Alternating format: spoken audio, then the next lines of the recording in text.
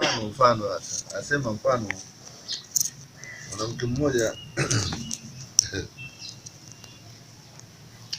hii sasa asema amwambia Hussein bin Fadli, qultu asema nilimuuliza, innaka tukhriju amthal al-arab wal ajam min al-Qur'ani, wewe watu sana mifano ya Waarabu na Waajemi kutoka katika Qur'ani.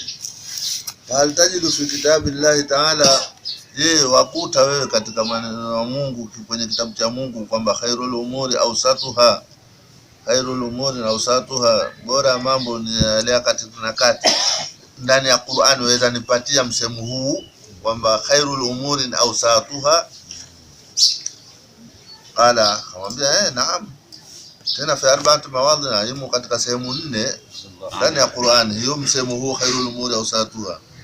Qawluhu ta'ala la faridun wala bikrun awanun baina dhalika, ya kwanza katika kisa kile cha yule ng'ombe akasema la faridun, asiyekuwa mzee, wala bikrun, wala asiyekuwa mdogo, awanun baina dhalika, alikuwa kati ya hivi na hivi. Je, si hiyo khairul umuri awsatuha hiyo moja iko ndani ya Qur'ani hiyo?